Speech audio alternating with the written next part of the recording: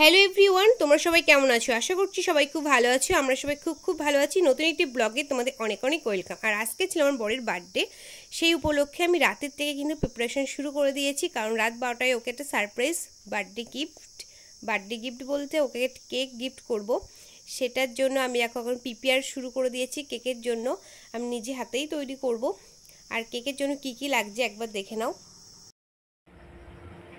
এখানে আমি কেক তৈরি করব, তার জন্য এখানে দেখো ময়দা নিয়ে নিয়েছি, আর এখানে সাদা তেল, আর এখানে আছে বেকিং পাউডার,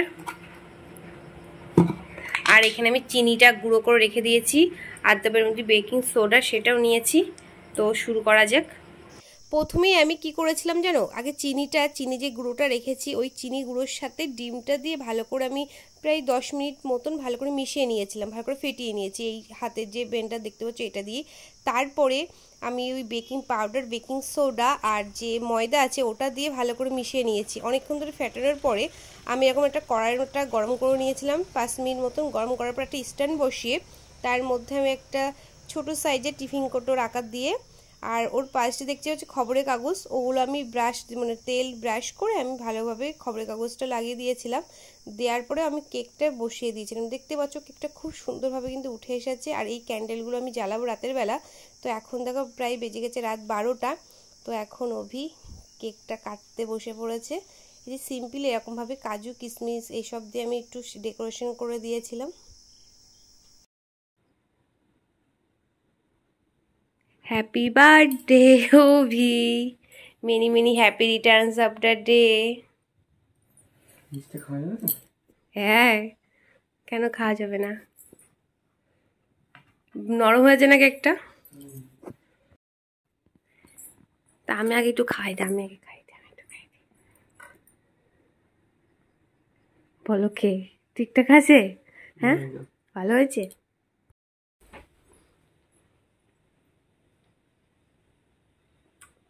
কি নরম হয়েছে কেকটা।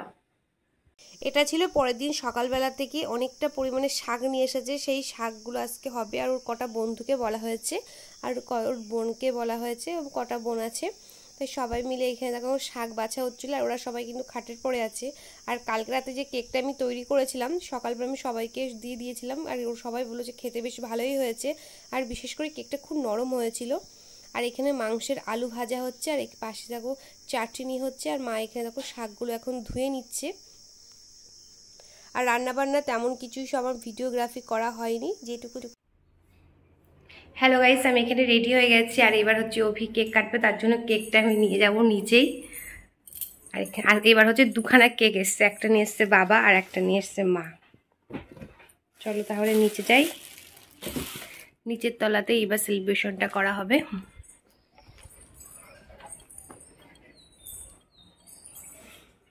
আর এই কেকগুলো নিয়ে আমি নিচের তলায় কিন্তু চলে এসেছি। এখানে দেখো দুটো কেক রয়েছে, খুব সুন্দর কেক, দুটো কেকই খুব সুন্দর হয়েছিল দেখতে। আর তোমাদেরকে আমি এখন খুলে দেখিয়েছি। কেকগুলো কিন্তু খুব ভালো হয়েছে। এটা ছিল বাবার তরফ থেকে, এটা খুব সুন্দর। আর এইটা ছিল মায়ের তরফ থেকে, যেটা আমি এখন খুলতেই পারছিলাম না, চারিদিকে না সেলো টেপ দিয়ে সব আটকানো ছিল বলে খোলা যাচ্ছিল না। তারপর দেখো তোমাদের আমি দেখাচ্ছি কেকটা এত দারুণ খেতে আর এত সুন্দর টেস্ট, কি বলবো, খুব ভালো লাগছিল কেকটা। আর দেখতেও না খুব সুন্দর, উপরে একটা রোজ রয়েছে। আর উপরটা হচ্ছে পুরোটাই বাদাম ফ্লেভারের ছিল এটা। আর এখানে দেখো আমি ছোট্টভাবে এখানে খাটের পরে ডেকোরেশন করে দিয়েছি, যে কেকগুলো সাজিয়ে দিয়েছি, মিষ্টি, পায়েস, কিছু কোল্ড ড্রিঙ্কস, এই যেগুলো সবাই দিয়ে দিয়েছি, সুন্দর করে সাজিয়ে দিয়েছি। আর ওর বোনগুলো দেখো সবাই চলেও এসেছে, এই যেটা সব এখানে বসে আছে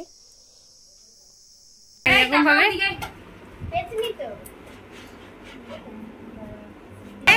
Thank you. Happy birthday. Thank you. আর দিন আমি পড়াই না। দেখা ওটা দেখা না বড় ভাইয়া বাকি সুন্দর দেখতে। কি এটা? কি জিনিস এটা? ও আস্তে আস্তে খোল। এটা পিউর তরফ থেকে, পিউর তরফ থেকে। এটা তুমি তো একটা মালা বানাইছিল বড় লম্বা, একটু বড় ওটা হলো না, লাস্টে নিয়ে যেতে পারেনি। কি দেখি, দেখা ওইদিকে ফুল পড়ে গেল, হ্যাপি বার্থডে লিখেছে না, উড়ে চলে গেল। বাকি দারুন, সুন্দর লাগছে, ভালো লাগাইছে বৌদি, খুব সুন্দর হয়েছে। একটু তাড়াতাড়ি দেবে। হ্যাঁ ওইটা বলে রাখি। কে রে তা তুই আয়। আমি রাধা কৃষ্ণ দেখে বানাচ্ছি, ঠিক আছে? রাধা কৃষ্ণ দেখো না, এইটা সামনের দিকে না মনে হয়, এটা পিছন ওই তো লিখেছে শুভ জন্মদিন দা ভাই। দেখো ছোট ছোট বোনের কাছ থেকে কি সুন্দর সুন্দর গিফট। কি করলো? এটা কেক, এটা কেক। কেক হ্যাঁ কত কিছু লিখেছে, হ্যাপি বার্থডে দাদা। আচ্ছা সামাও দুজনে ম্যাচিং ম্যাচিং হয়ে গেছে ড্রেসটা।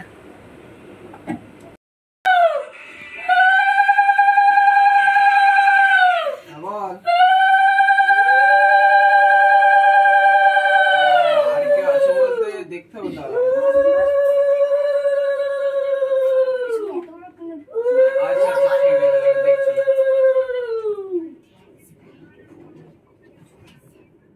আচ্ছা ঠিক আছে দেখছি। কি বললি তুই?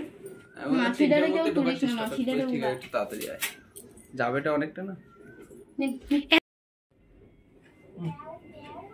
না নে, এবার তোরা কেটে নে। দাও।